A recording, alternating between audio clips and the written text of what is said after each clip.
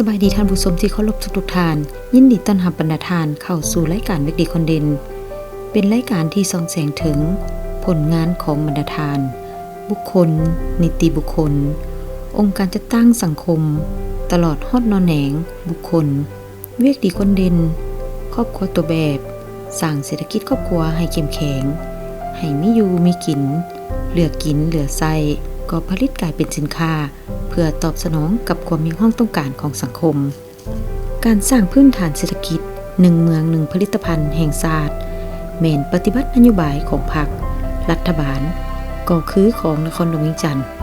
เพื่อแนะใส่ส่งเสริมถ่ายแห่งบ่มโซนความอาจสามารถพัฒนาฝีมือแรงงานสร้างผลิตภัณฑ์ที่เป็นเอกลักษณ์ของตนทั้งรับประกันคุณภาพสามารถเชื่อมโยงกับภาคพื้นและสากลทั้งเป็นการสร้างสาสีไม้ลายมือของประชาชนให้สูงขึ้นและหันลงก่อสร้างรากฐานการเมืองติดเทศกับรากฐานตัวจริงเพื่อลบล้างความทุกข์ยากขัดเขินทั้งเป็นการสร้างกาลโอกาสให้ประชาชนได้มีเวียกเฮ็ดงานทำมีวิชาอาชีพที่ดีและมั่นคง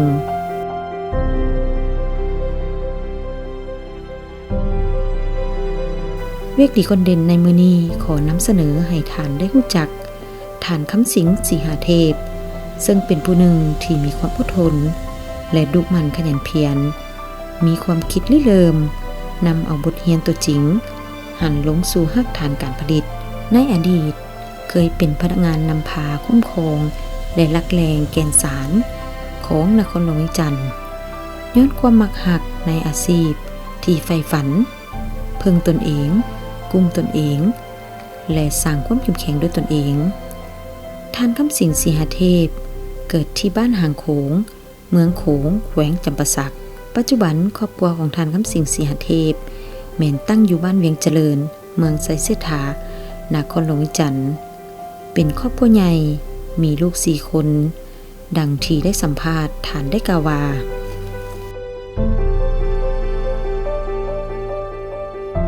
ข้าพเจ้า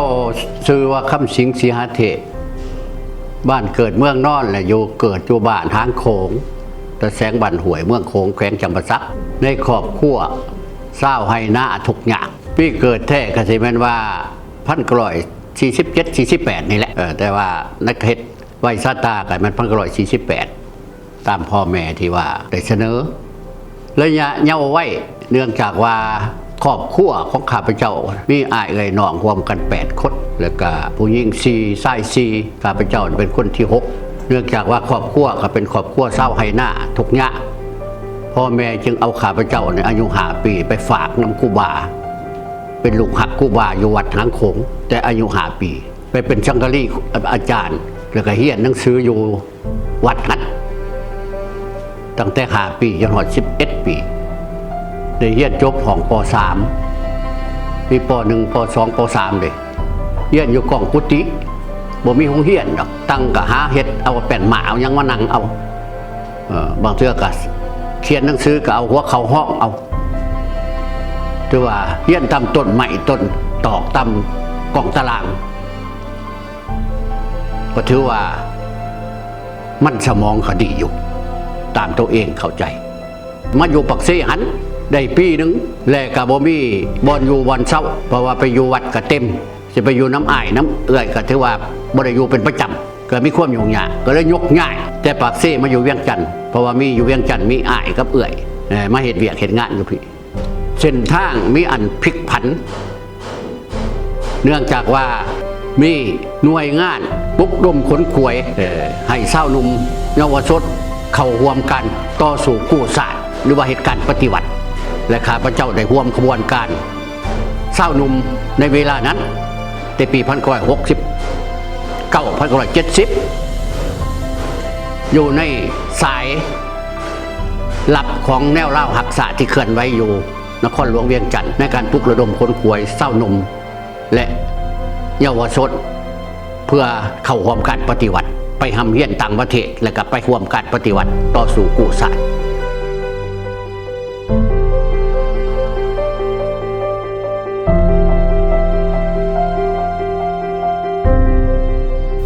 ายหลังที่เรียนจบทฤษฎีจึงเสนอการจัดตั้งเพื่อลงสู่การผลิตโดยการเสียสละบ่รับเงินเดือนหมายความว่าท่านคำสิงห์สีหเทพแม้นได้ลาออกจากการเป็นพนักงานราชการด้วยความสมัครใจโดยเลือกเส้นทางเดินภายใต้ห่มทุงผักได้นำพาซี่น้ำเตละระยะทั้งลงสุกยู่ให้กำลังใจเส้นว่าทานประธานไก่สอนภูมิหารและอดีตการนำหลายๆทานการผลิตเป็นสินค้านั้นแม้นพบความยุ่งยากย้อนความรู้ความสามารถและด้านงบประมาณยังบ่ทันเพียงพอแต่ย้อนจิตใจบุกบืนบุกทะลุไปสู่จินตนาการใหม่โดยมีการทดถอนบทเรียนตัวจริงเพื่อตอบสนองกับความเฮี้ยงของต้องการจึงได้ค้นคว้าตำรายาพื้นเมืองลาวที่พ่อแม่เคยใช้ปิดปวดสุขภาพในเมื่อก่อนเฮ็ดแนวใดเพิ่นจริงมีอายุยืนฮอด100 ปี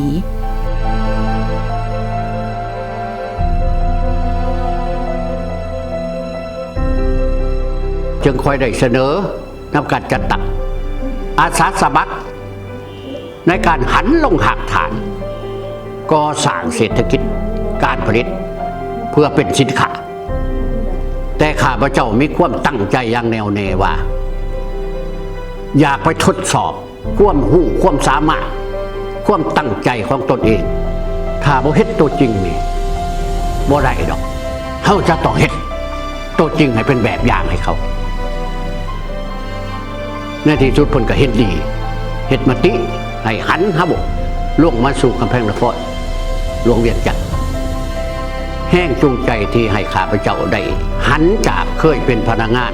สังกัดรัฐมาก่อนแล้วมาเฮ็ดธุรกิจอันนี้แห้งจูงใจอันนี้ที่ว่ามี3ประการอันที่1แหละมันว่าเฮาเคยเป็นสังฆรีวัด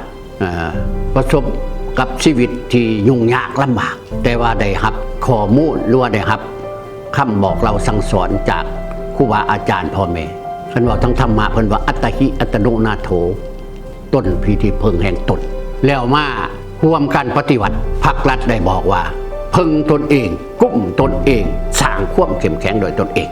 อันนี้คือตัวที่ว่าเป็นแห่งจูงใจอันสำคัญในชีวิตที่เฮาหันเปลี่ยนออกมาจนมาฮอดปัจจุบันนี่ก็ถือว่าได้สำเร็จเป็นพื้นฐาน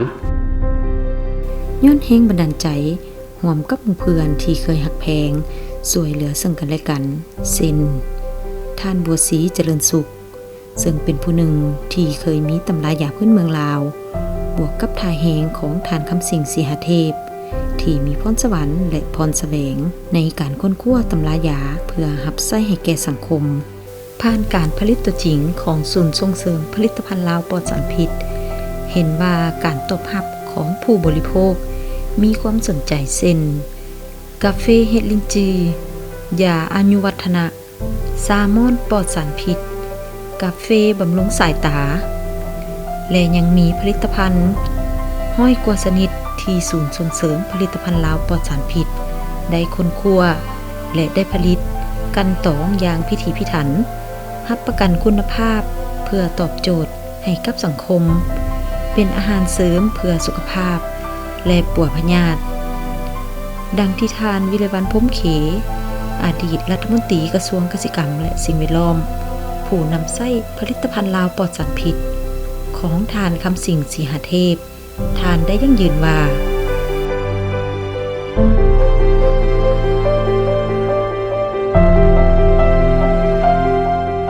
ข้าพเจ้าภายหลังอายุเกษียณสูงขึ้นเนาะก็เห็นว่าสุขภาพเนาะมันก็ไปตามพรรษาแล้วจากนั้นเลย เห็นเพิ่นโฆษณาอยู่ในโทรภาพได้แล้วก็ได้หนังสือพิมพ์ได้สองมากก็เป็นมุ้งเป็นกองหูกันก็ไปปรึกษาหารือป้องกันสุขภาพนั่นแหละเราก็ประกอบความคิดความเห็นหลายแนวแต่ได้นั้นก็จะให้ทดลองมื้อยาที่เพิ่นผลิตได้เราก็ได้เอามาทดลองเพื่อว่าอย่างทุกอันนั่นแหละกาแฟแดงกับยาเป็นแคปซูลเป็นนั้นก็มีผ่านการ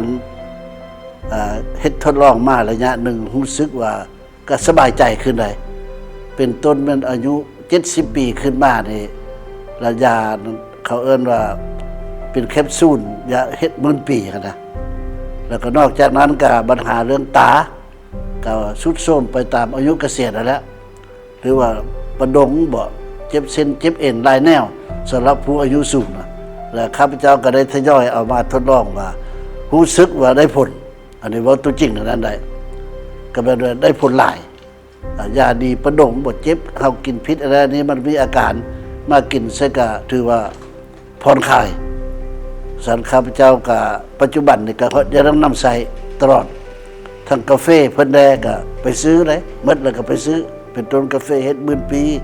กาแฟบำรุงสายตาเนาะ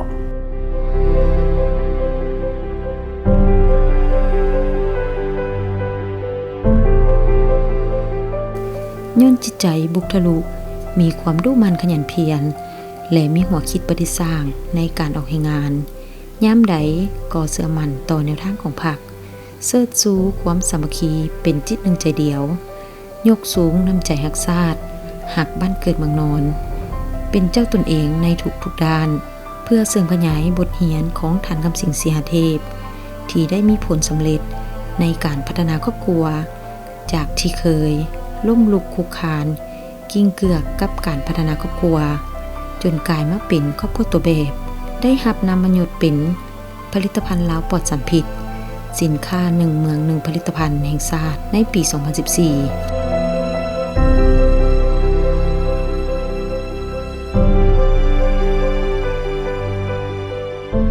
พ่อนี่เป็นคนที่แบบ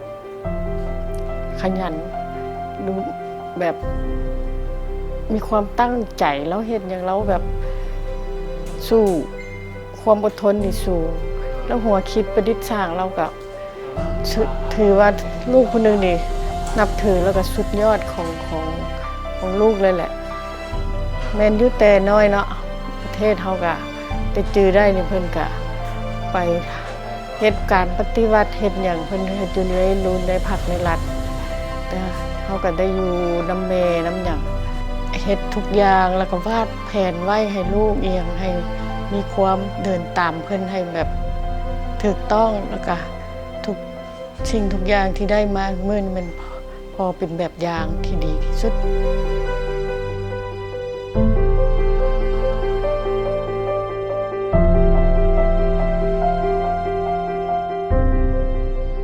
ย้อนผลสำเร็จดังกล่าวนั้น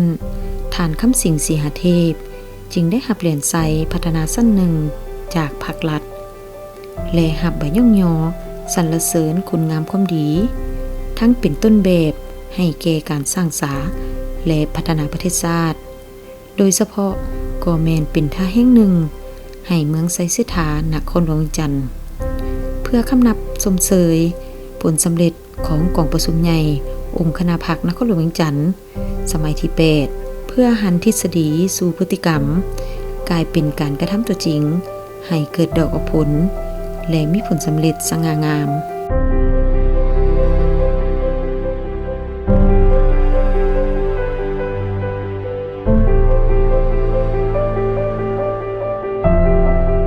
จากความตั้งใจความอดทน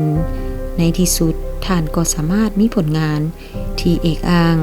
สังคมยอมรับมีผลิตภัณฑ์ตนเองสามารถส่งลูกได้ห่ำเฮียนมีอาชีพที่มั่นคงและช่วยเหลือสังคมทั้งเป็นกำลังแรงให้แก่พรรคและรัฐ